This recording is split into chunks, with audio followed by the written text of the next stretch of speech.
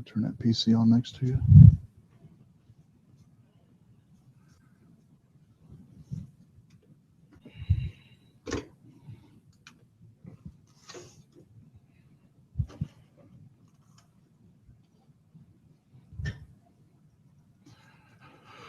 Evening, sir. How you doing, man? Oh.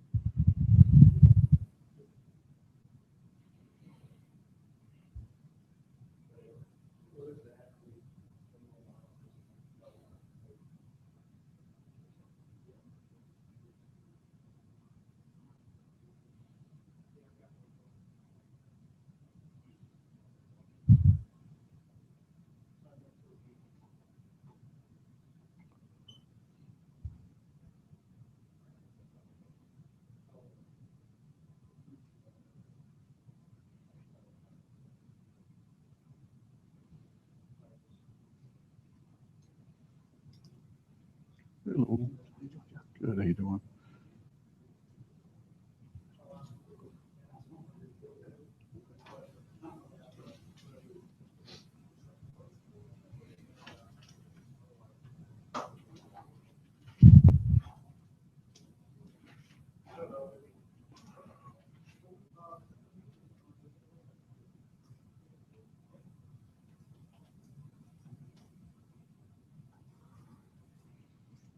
Hey. Hey, how's it going? Good.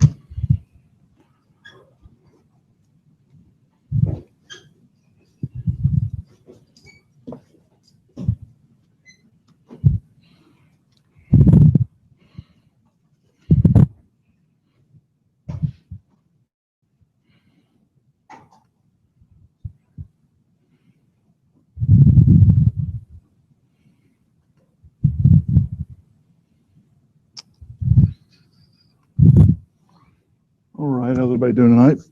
Doing good? Nice weather out, kind of football weather, so that's good. This week is week 7, chapter 7 review questions and quiz. You can work ahead on those if you want to, by the way. Somebody had a question earlier.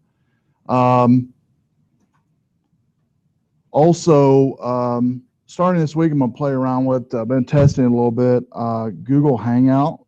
You might have used it before, where it says podcast in each of subsequent weeks, the next few weeks. Like tonight, there's already a link to the podcast tonight that we're doing in here. And so just be aware of that. If you wanted to look ahead or go back and look at something, you can write down the time we talked about something and forward fast on a podcast or something. And Thursday, we're going to be doing a steganography lab. That's the art of hidden writing is what steganography stands for. And we're basically going to show how to hide with an application, an open source app, how data is hidden. In fact, we're going to use a bitmap file and hide files in a bitmap file with steganography technology. This same technology is what was used before 9/11 and even subsequently since 9/11. Al-Qaeda used this to hide maps within images on Al-Qaeda's website. It was found out about a year and a half later that this technology was being used on their public website. Anybody could view it, but if you had the right app, you can actually download images and extract files, map files, coordinate files, strategy, whatever. So we'll talk about that. We'll also talk about some tools available on the network to find anomalies on files that have been tampered with and steganography has been applied to. We're going to be specifically doing Steg 0.2, I believe it is, or 2.0 app that specifically focuses on hiding files and bitmaps. And basically the technology, the way it works is, say you had a 5 meg bitmap image, right? It'll fit up to 5 megs roughly, a file up to 5 megs in that image without very little degradation of the image. And it'll be the exact same size as the original image once the hack has been applied to the image. Now, the way it works is, and we'll talk about more Thursday, is it overwrites the least significant bit, the LSB, for each one of the bits in a file. And at 100% view, like say on a website, you're really not going to see any degradation until, like I said, the file reaches around 80% or higher, the same size of the image. Downside to that is visually it's hard to detect an image that has this applied to it, because unless you have the original image, you have no clue if it's degraded or not. And so we'll talk about how that works. And if you use the right program that was created in, you're able to open up that bitmap image, put in a password, and then extract a file, whatever file might be included. It could be an executable, could be a text file like we're going to do on Thursday, but any other file you can think of. Could be a zip file, whatever. And if you think about it, your wheels are probably spinning. Could this technology then be used to bypass email filters? For sure. If email filters are blocking zip files, what most do, attached zip files maybe, or attached executables. Well, what about attached image files? Well, if it's from a valid domain and a valid subject line and nothing looks fishy, most email filters will let it through just fine. So if the person on the other had a program like we're going to use Thursday, could extract, but the opposite I think is more dangerous to me, is a reverse. Somebody in-house sending something out-house, corporate information, corporate data, whatever you want to call it. So this has been used, we'll talk more about Thursday, in the state side in corporate espionage, where say a company is hired, company A's company hired somebody in company B to steal information. And an example was, we'll talk more Thursday, there was an example we'll talk and elaborate on, but to highlight a little bit, get a sneak peek, it was a person over a public website. And you know how most companies have, you know, a public website of company picnics, outings, whatever. This person was hired by a company and paid to hide documents or transfer documents, and they use this type of technology to do it. She would post the public images, and the public images would be the documents this company is paying her for. And so, again, every time I introduce this each semester, for the most part, I'd say 99% of students hadn't heard of this technology. And that's a good thing for IT, I think. It's a great thing. But just something to be aware of. And it is some positive uses students have thought of over the years of how this technology could be used to actually hide data in your network for a reason, for security purposes. So it could be used for that as well. One of the popular examples over the years is, you know, how many times we've heard of people losing laptops in the field that has corporate data on it, whatever, company information, maybe more dangerous payload of, say, customer information, you know, card numbers, whatever, on that laptop. One of the ideas offered last semester to students that, you know, use this type of technology to give to folks in the field to use to hide the database and be able to use it and put it on like a USB key, to where on the USB key would actually be the program that runs to extract the data. And if the laptop was stolen or the laptop was lost, the user who found the laptop, whoever was stole the laptop, would just see files, but wouldn't know, you know, just be images or whatever the case may be. Because this technology can be hidden in bitmaps, movies. Now, movies have quite a bit of file space for you. Most DVDs on average are around 4 gigs, I believe. So this technology has been used in steganography, hiding stuff in movies, MP3, steganography, MP3, steganmap, and steganography movies. And so we'll do that on Thursday. It's an interesting lab. It's eye-opening, but also interesting as far as some of the positive ways it could be used as well in IT environment. Tonight we're going to talk about looking at protocols on the network and how they work, how they talk, how they help the network be more secure. So let's go ahead and get started. So protocols, Wireshark, we've used a number of times where you look at different protocols coming across a network, like TCP, UDP, IP. And so we're going to go a little bit more about how that works on network as far as protocols and how they help or can be attacked as well from hackers. So protocols basically just rules of how to conduct communication, essential for proper communication between network devices. The transmission control protocol, the TCP part of IP, is the most common suite that you need to connect to a LAN, a local area network. It's been around for years. Version 4 is what we've had for years. Now we have version 6. All it does is give you, I think we showed you last week, the duodecillion number on that, which is, I think it was, what is it, 128 to the, no, 2 to 128th power, something like that, is the amount of numbers available to us now on IP addresses, which I think in version 4 we have something like 54 million, if I'm not mistaken.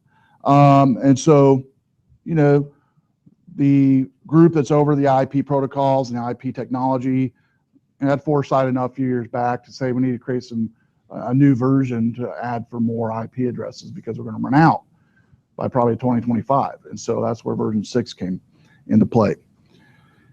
So IP by itself is basically just a protocol that functions primarily on the OSI layer 3. It's open, it's wild, it has no control. It's just open control. Without the IP, though, we wouldn't be able to do what we do on the network, which is IP. We wouldn't be able to do it. TCP is basically the wrapper. It's the transport control protocol. It's the wrapper, the rules around the IP. Basically, I always tell students, is basically you have your IP address here, and then the rules is a TCP part.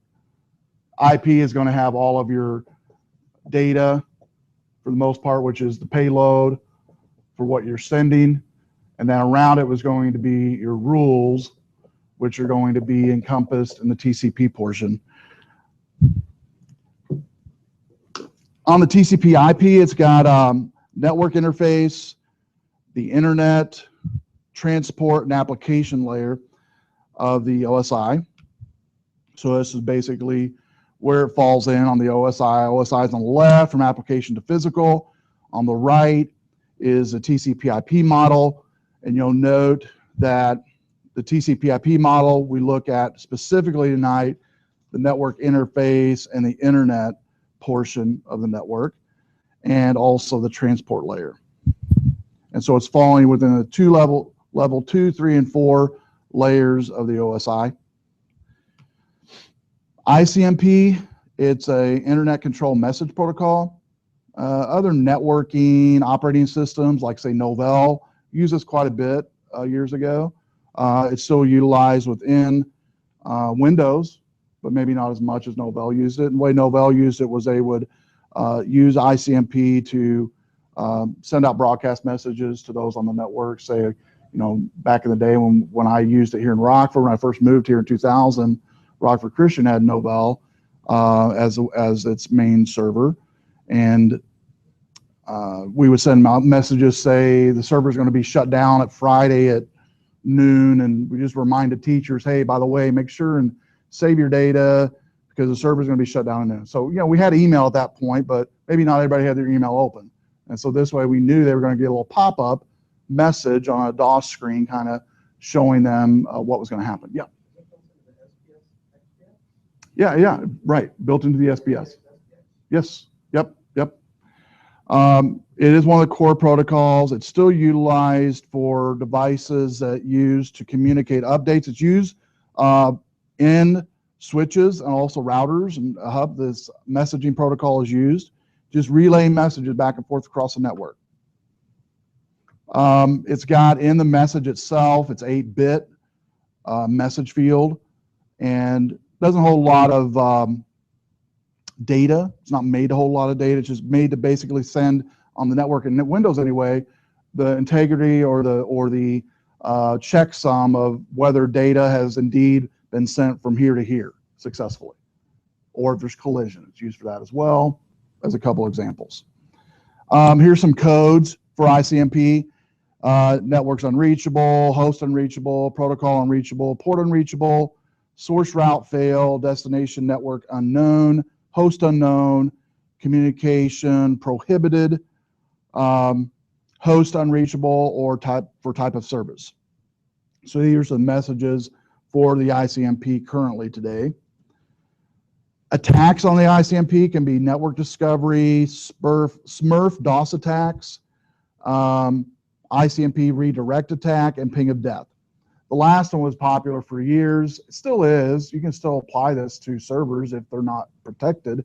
And the way servers can be protected from the ping of death is basically not allowing users to ping that server outside those that don't have rights anyway, outside of the network, outside of your, because you can assign certain users rights, but then everybody else no. So it says, say for instance, you can assign administrator right, but nobody else can. Because if you've ever done this or heard about it before, what it is, and you've seen this maybe on examples, most students have maybe heard about it, is say a commercial comes on and says, oh, visit this website. Everybody visits the website, millions of people hit it, it's down. Had that happen to Apple whenever they did the latest updates a couple weeks ago, 2-3 weeks ago.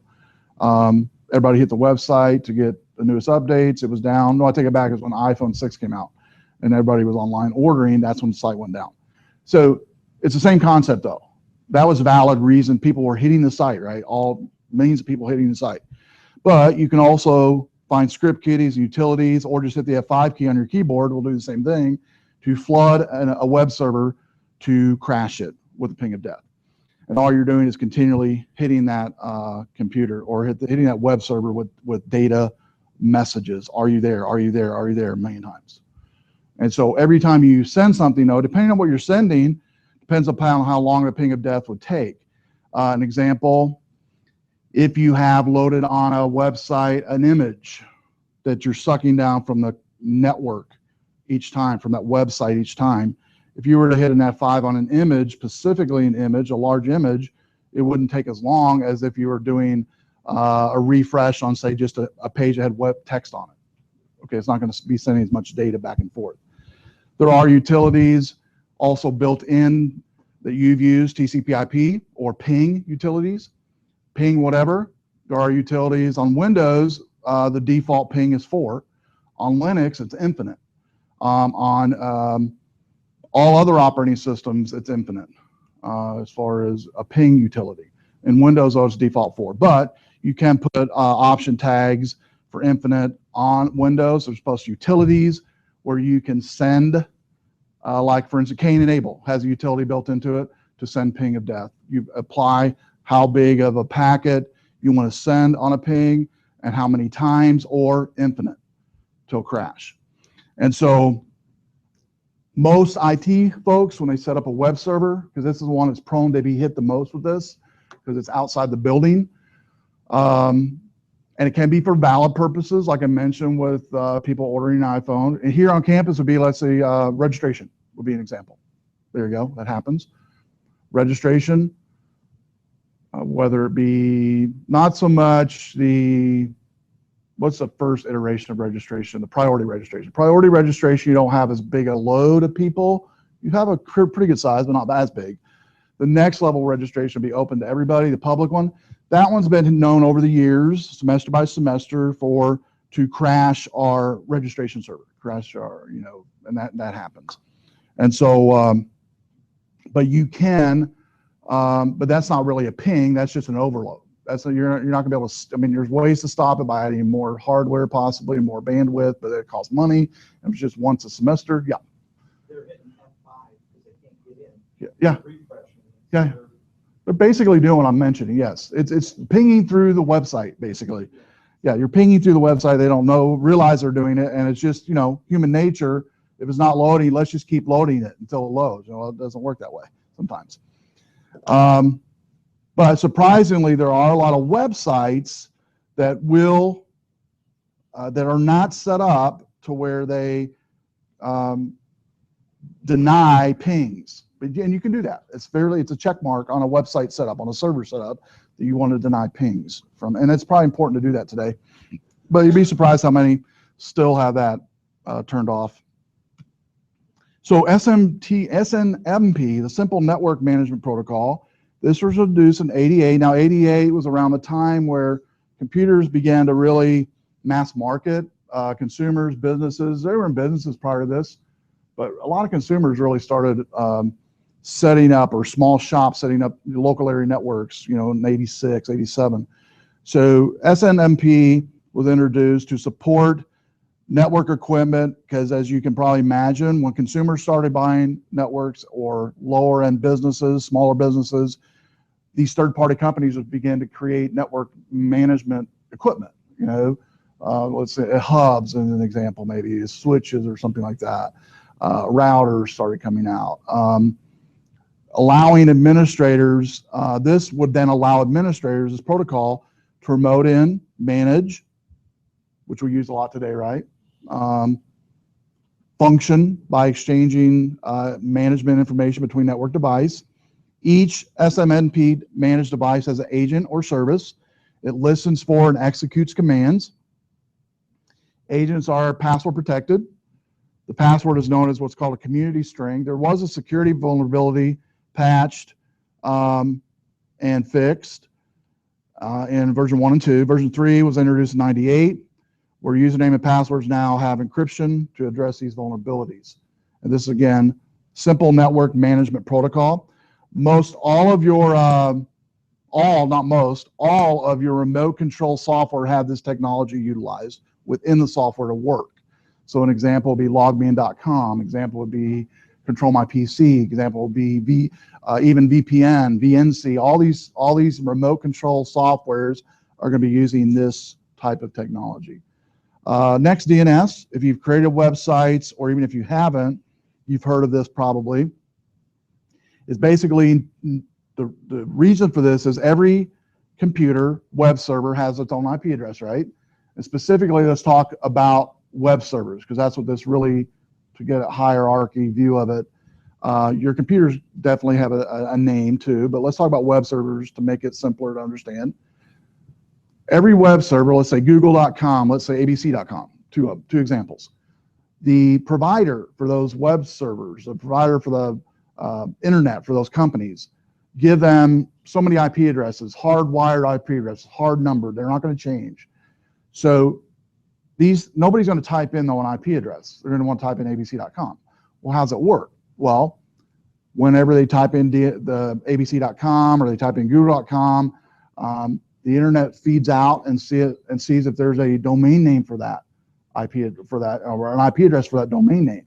And the domain name is where this all fits together. So you basically have your abc.com, when it's typed in, it goes out to an IP address.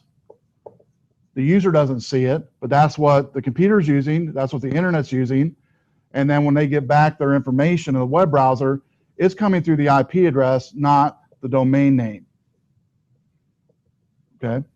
And so if you were to ping abc.com on your computers tonight, it would kick back to you an IP address, all right, immediately. You can also do what's called a who is of a domain or a who is of an IP address. It'll give you all this information as well. Who is, there's popular who is information. So if you just do a who is on Google, all one word, if you do who is space google.com, it'll bring up a number of websites you can actually find who is information for. There's also utilities, by the way, where you can find who is. Believe I'm not mistaken, Wireshark has a who is built into it as well. You can do that. So basically, DNS is a protocol within TCP/IP that maps IP addresses to the local name, specifically within the firewall here in this building tonight. All these computers are named PC whatever, right? That is the DNS name of these computers. That is their domain name. That is their computer name for this network. And so if you were to ping your computer name, it would come back with an IP address, and that would be your IP address. And so there's a database with each site corresponding that IP address, both locally within a LAN and both externally within the WAN, the wide area network outside of our network, you know, the internet. And so, and by the way, you can have, and this is kind of confusing when you're first learning it, when I first started learning networking, that when I first started building LANs and for different offices and stuff, or learning about the technology, I had thought for some reason that, you know, if I used a 10 dot number within this network, I couldn't use it in another network over across the town. Well, you can, because it's all just it's hidden behind that LAN. It's not outside. It's a class A. Different classes of LANs, different classes of IP address ranges. So class A would be local to your area, to your building, your buildings, plural. Class B and C, you can then connect, though, outside the world, outside the building, you can connect to those IP address ranges. In PCT110, we do a section on that. We don't do that in this class, but might be beneficial to give you, it's just a 5-page handout on what the different classes are within a network, and then how those fall into play with protocols, and how you can convert a decimal IP address that we use in America to a binary, and then binary back to decimal. Back when I learned it, you had to do it by hand, so I show you in the handout how to do it by hand, but also today, most new students learning conversion will do it with a scientific calculator. You can do it that way as well, converting an IP address to binary. What I mean by that is, let's just use one you're familiar with, 192.168.1.1. Each one of these octets have an equivalent binary IP address. I'll just call it a BIA, binary IP address. And binary IP address is going to be 8 bits. And so I'm just going to make up a number here of 8 bits. And so it's going to have 8 spaces per octet, and it's going to be made up of zeros and ones. And so you can do it by hand, or you can do a scientific calculator, type in 192 decimal, hit the bin number, it'll give you the binary equivalent of that. And so the important reason to note that is everything we do on our network does not work in Dewey Decimal. It works in binary, zeros and ones, everything from data to pictures to music to whatever it might be. It's falling across the network and streams of this all across the network. And so when you send it out, this is what it looks like when you capture it. When it comes back, it converts it back into whatever payload the computer needs to read. This database for DNS, though, is distributed in many different servers on the internet. It's all over. I mean, let me make a disclaimer here. Say you're building a website today through GoDaddy. You buy a domain, right? They give you, they tell you, though, when you build it and you pay for it, give it 24 hours before you try to start to use the DNS name, the domain name for that, because it takes about that amount of time to filter all through the internet on all these different servers throughout the world your domain name. tied to the IP address that you just purchased through GoDaddy. Okay, usually about 24 hours at the most, 48 hours for some services, depending on, for GoDaddy, it's the one I'm most familiar with. It takes about 24, but there are other providers who might take even shorter or maybe even take longer. And so it just takes a while to get the fingers out there on the internet of your name, your company name, and what it's tied to. Now you can do this too. You can buy a domain name through GoDaddy and map it to a local IP address that you purchased, say through AT&T or SBC or whatever, right? They will generally, or Comcast is a popular one, Comcast Business. They will give you 2 to 3 IP addresses. You lock one in for your web server, give it to GoDaddy and say, this is my IP address. You tell your router coming in, when people come in to this IP address, it's going to go to this local computer. An example for home users would be your DMZ port.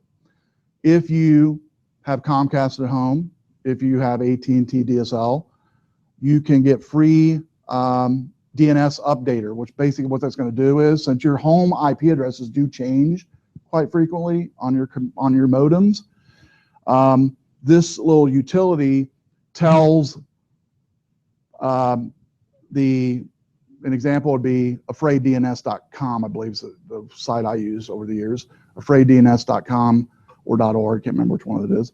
Anyway, you set up a little service there, you say, I want to set up a free DNS. It gives you, like, say, 1,000 examples to select from, and I want to name it rbc.2.us. And then it looks at and sees right then when you set it up what your IP address is at your house right then. Then it has you put it down on the client onto your server, your web server you're doing this on, and it constantly updates to Afraid DNS what your IP address is from your provider, Comcast or AT&T or whatever. And then what you can do is, when you set up that website, you can then browse through that domain name that you set up, rbc.2.us. It'll go right to your computer that your router set up to go to through the DMZ port.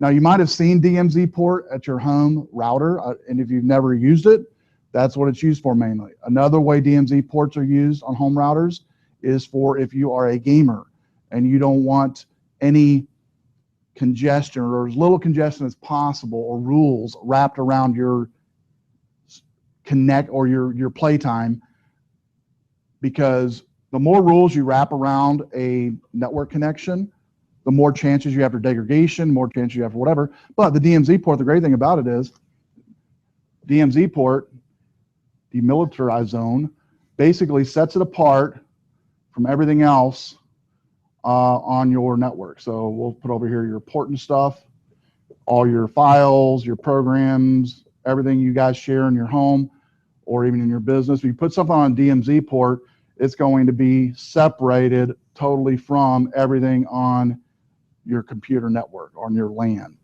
And so DMZ ports have been around for years on most all home consumer wireless routers, but they've been around for years on even longer for corporate level routers and corporate level Wi-Fi routers.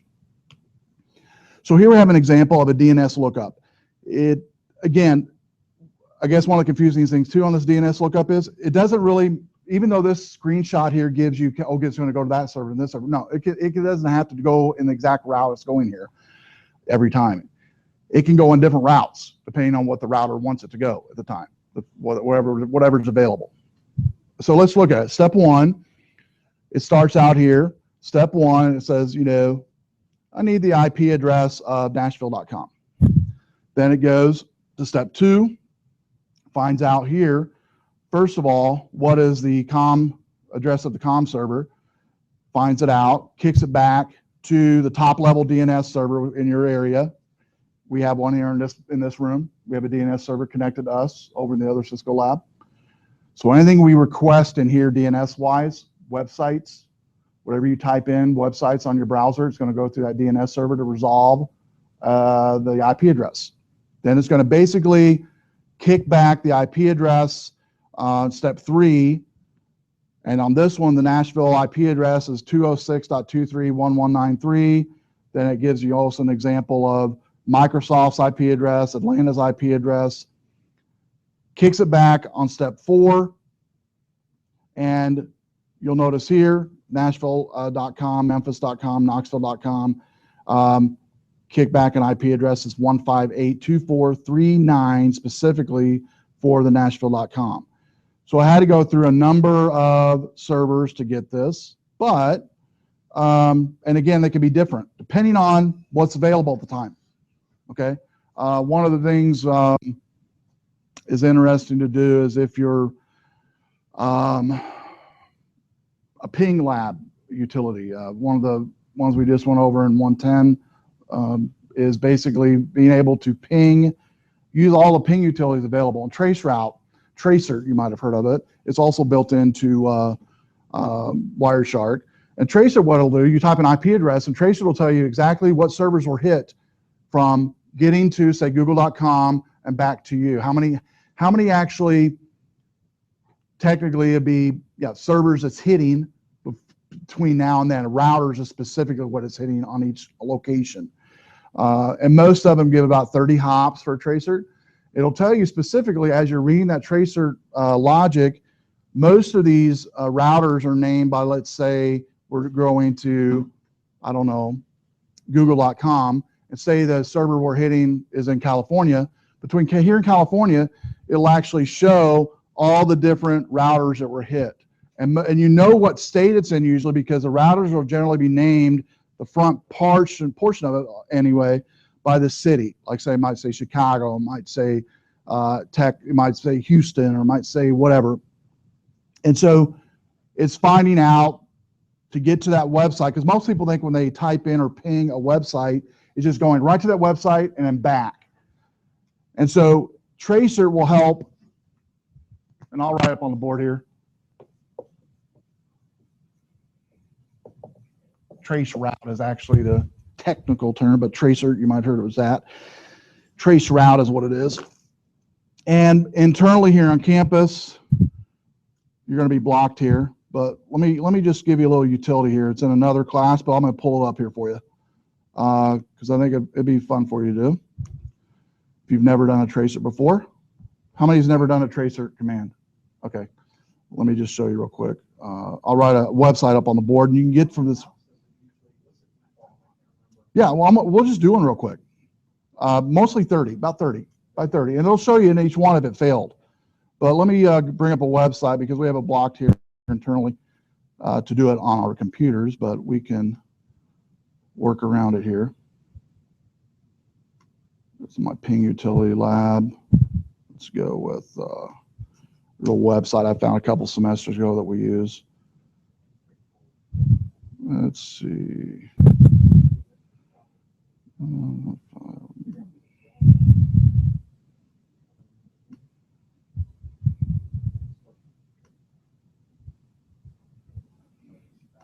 Might have been the one when I was gone. Let's try 5.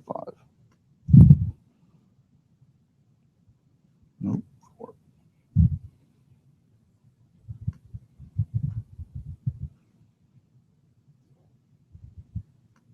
I think this is it.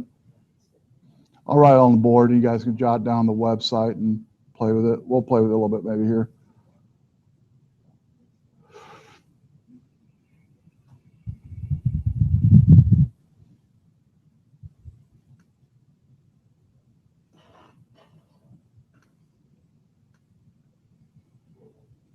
There it is. Ping.eu.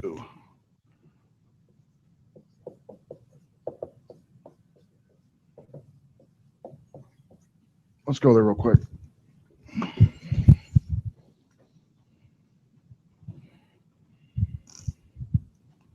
Okay, so in ping.eu, it's got a whole bunch of utilities that we can use. It says my IP address outside the building coming in is 131.156.136.98. And notice all the utilities given here. I got ping utilities, tracer, DNS lookup, whois, I talked about that earlier, port check, test to see if a port's open on a specific IP, reverse lookup IP, proxy checker, bandwidth. So let's go ahead and do the tracer. And I'm going to do popular, we'll do Google.com. take it back. Let's do ours. Let's do Rock Valley College. College.edu. We should see some Illinois in this one. Still running.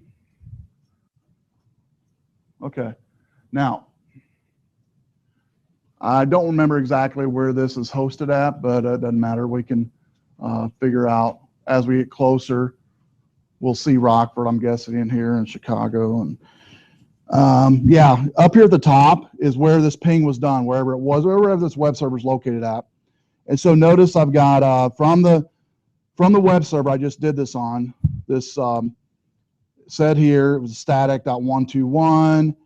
There is the how long it took on that to hit. Then it did another hop over here to this Juniper. Then core 21, 2221, core 11, 12, 11. Let's keep going down till we get to something we can maybe make sense of here. Here we go. 10, hop 10 here. XE has Chai in it, in the name, and it's actually at an EDU address, which I'm guessing is somewhere here around the Illinois, in the Illinois area. And then it's got a router, or not a router, router at that location. And then here another one, Lincoln.net. I believe our internet provider is actually down south. Is that correct, Lou? Down south, Champaign, down near Champaign. And so it's going to be in this area here, I'm guessing. We're hitting it probably between hops 12, 13, and 14, I'm guessing, in that area. The IP ranges around the same, so I'm guessing it's going to be around the same location, probably the same location, 4 different routers. And then notice here, we're getting closer. We've got Rockford core. This will be our core drop here around the Rockford region. That doesn't mean it has to be in Rockford, though. It could be anywhere in between here and Champaign. But you'll notice the last 3 are dropped, and that's not uncommon, especially whenever we get closer to us. We might have some things on our end, I'm guessing, that we're blocking any activity from being viewed on the user end, which is a good thing. And so let's do another one. Let's do a more popular one. We'll pick on Apple here. Let's do apple.com. And starting out the same router, that 4.6 router, that static 121. It stops and drops at 9. And you know, Apple's got routers worldwide. How about another one, fatwallet.com? I think it's fatwallet.com. I think that's that web address. That'd be a local business here. All right, around, they were just bought out here recently. Fat Wallet was from a corporate in China, I believe. So they might have changed providers. So I can't tell where this is from. Just the names anyway. But what you can do is, let's say you can't figure out by the name. I can do this. I can highlight an IP address. I'll highlight this very last one that's available. This 632516365 router IP address. I'm going to go back on the tracer and I'm going to do a who is for that IP to see what information we get. So let me do a who is on that IP address to see what, if we get any information here. We should, hopefully. Should give us some type of data since it's an external IP. Okay, this one's owned by, and who is tells who owns it, who has that certificate for that IP address. Customer name here is Internet Network Services, so it must be the network provider, the internet provider possibly, for the website I try to go to. Yep, and it gives me contact information. Seattle, Washington is the city and state, and so it'll also give me some other IP addresses maybe, or IP address ranges are tied to it. And it'll give you address information, phone contact information. If you see abuse on that site, you can give contact information to call them. So who is will give you all that information. So you can determine from a tracer, if you don't know what where something comes from, You can do a who is of the IP address, and it'll give you more information. Let me do this one last time again. Ours. I want to do a trace or who is on towards the end on one of those last few IP addresses. We'll see where it actually comes from. So we'll do this Rockford core here, and I'm going to do a tracer there, or who is. I'm doing the very last hop that was available. And again, what this is telling us is how many routers it took to get from there to that website. From that web server that I did start it from to that website. So this one's Illinois Century Network. That's our provider. It's owned by that, which makes sense. Gives you the address, Springfield, Illinois.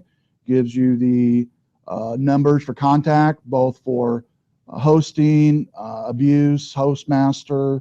So ping.eu, great utility, play around with. We've got tons of resources in there too, by the way.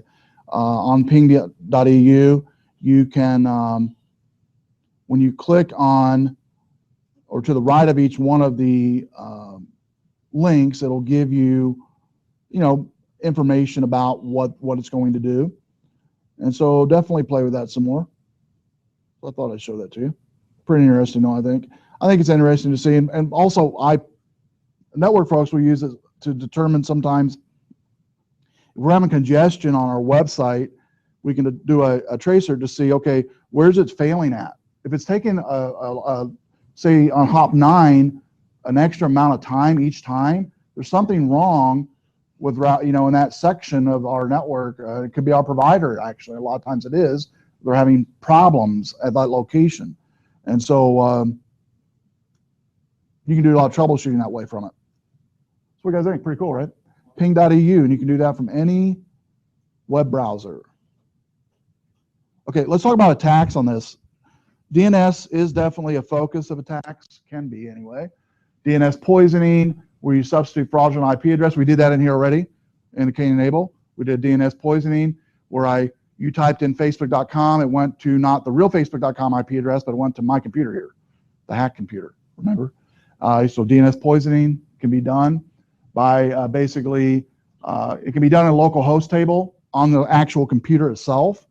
And by the way, in that handout, we didn't do it in here, but I told you it was an optional thing in that handout. The bottom showed you how to update the local host on a computer. If you were to update a local host on a computer, you can put as many things you want to in there. You could actually hardwire certain websites to go to certain IP addresses by updating that local host file on Windows. Latest edition of DNS software prevents DNS poisoning. I disagree with that because we did it last week and I've done it for a number of different, it prevents it in a way, I guess, if you do it over and over again, or if you do it for more than say 5 machines, sometimes it'll catch it and tell the router in that location there's some problems going on, then it will start slowly shutting down ports, shutting down internet connectivity. And then at that point, like we do in here sometimes when I run that lab, I'll have to restart the switch, restart the PIX router, and then everything's up and going again. Because it clears out that ARP table and clears out the DNS problems that was having. Zone transfer. This is an attack that allows attackers to access a network, hardware, and operating system. And basically what that one refers to is you can basically fake out the network to say, I am the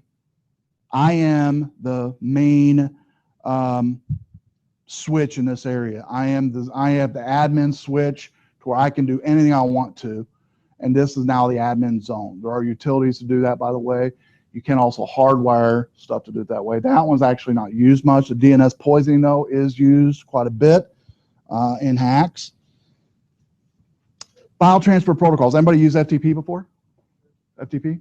FTP is used a lot, but in and of itself, FTP over the years has been sort of contention for IT because it's so easily, out of the box anyway, just open.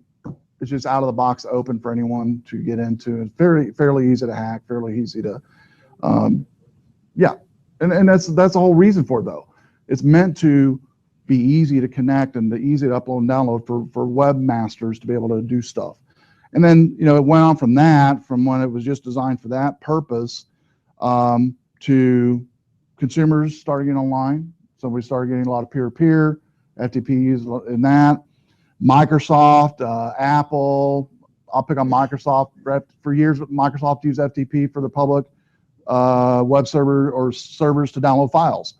Now they've switched that to a more modern BitTorrent type of format to where you can download either HTTP, which is direct download from a link, or FTP or BitTorrent type of link, which is more efficient on your servers because it can find files from different servers and bring it down, and so be a lot more efficient, and it is more secure as well as far as for files getting there. But FTP has two protocols. You have file transfer protocol, and then you have secure transfer protocol. Methods for using FTP on a local host would be through command prompt. You can do FTP. In Windows, you can use, it doesn't have it on here, but in Windows, you can do it through Windows Management. So if you do a Windows E command on your computer and bring up just my computer, you can type in, instead of an IP address, type in FTP, you know, / / whatever the IP address is to get in. Web browser, FTP client. Using FTP behind a firewall can present challenges. Some of those challenges would be active and passive mode. And all this refers to is if let's say it's active mode.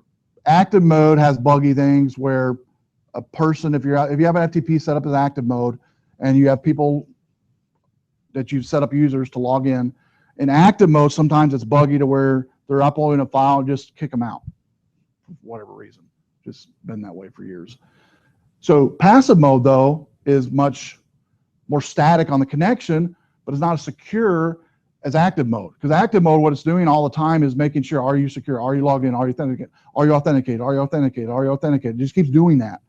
And so say if there's network slowness or congestion, and for some reason it doesn't get that okay, it kicks you out on the active mode. So most people that use FTP secure will set up passive mode because firewalls will also sometimes, because of what I just mentioned, could cause congestion on this technology to kick people out at times. And so it's just something known. But a lot of times you'll see FTP utilized on a DMZ port because it makes sense, because you're doing it for web server, which is generally going to be off the grid anyway on a DMZ port. So makes sense to put FTP on that as well. Well, if that's the case, firewall is not going to matter because it's totally off the grid anyway, away from the firewall if you're using DMZ. It's the whole purpose of using DMZ to where you're going to have free reign to do whatever on that end. Firewalls are going to help you web server wise by turning off certain things like ports, things like that aren't needed. Then you can run on that web server software to look for anomalies or look for things that's going to cause problems. And so you have less overhead doing it that way. So here's a standard FileZilla. It's a popular one built by Google. You might have used it before.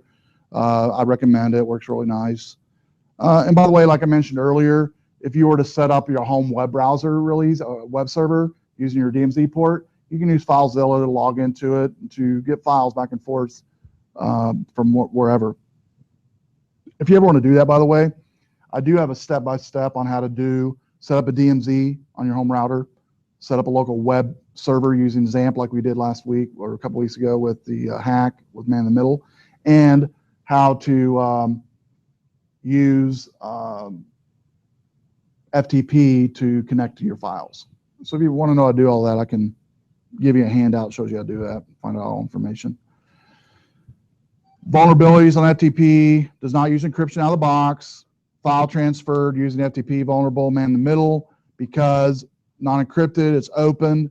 Most networks, for the most part, unless it's needed, behind the firewall are going to block port 21, which is going to be FTP port. You're going to block it from being utilized, both on mistake by users, because some programs, if they're a program that's a malicious program, might use the FTP port, and it's a good one to use on a hacker sense, because it's going to be open, and if it's open on the network internally, they're going to be able to get files much quicker out of your network to their server through an FTP port than any other means, than email, then that's the only way I can think. Email is going to be the other option, much quicker than email by using FTP. Secure transmission options over FTP, secure sockets, and FFPS, and then secure FTP, which is SFTP. Now, let me talk about security as far as it pertains to, I just mentioned programs or hacker programs using FTP. There are ways within code that you can create a program to put it in the program itself, command lines for FTP, command lines for username and password, and then command lines to grab data from certain places, from a web server, from a computer locally, or from a network, okay? An example is this. Say it's a program somebody downloaded within your network, right? It's a game, a free game, which is, they come a lot in these forms. A free game somebody downloads, but unbeknownst to the user and IT, in that game is also some stuff going on, and some of that stuff might be, hey, we're just going to grab the password hash file of your PC, and as many computers around you we can get with a simple script. We're going to grab all these hash files. We're going to FTP them up to this web server. That happens, by the way. And so once these people have this hash file and the external IP address, which is very easy to find, they can then begin to go in through FTP to try to get in, see if there's some local information or local. There just has to be one computer on your network with FTP installed.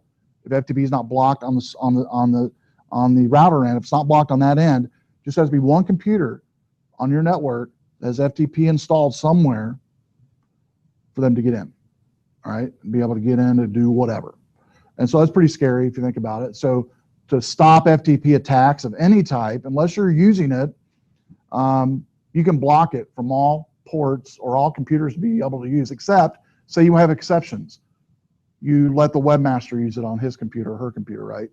You let certain users use FTP, you can do that as well, okay?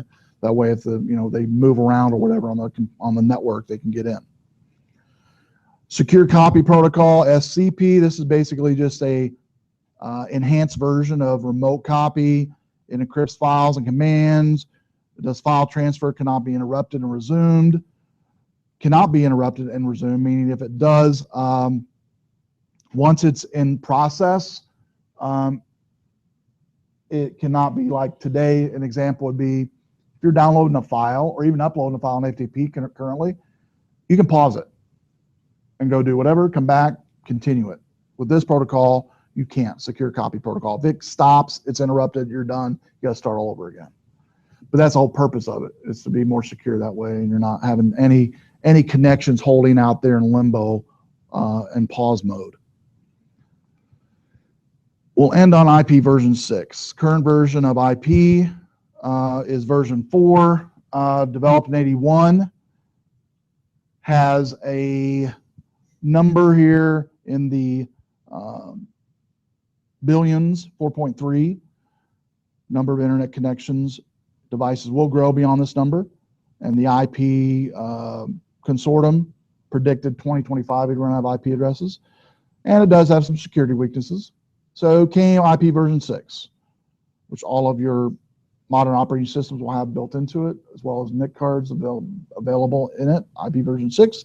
Even though most networks still fall upon and work upon IP version 4 technology, version 6 is there and is being used, by the way, within IT for certain functions and activities within IT can be used as well.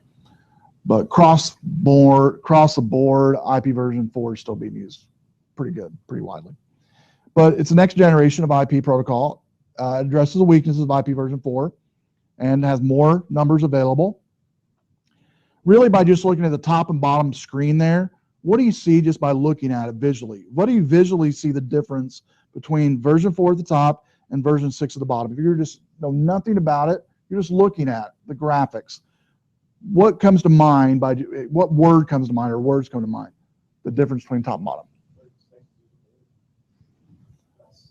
Yeah, it's less. It's more open. It's less confusing, less junk, less congestion, less things that can happen.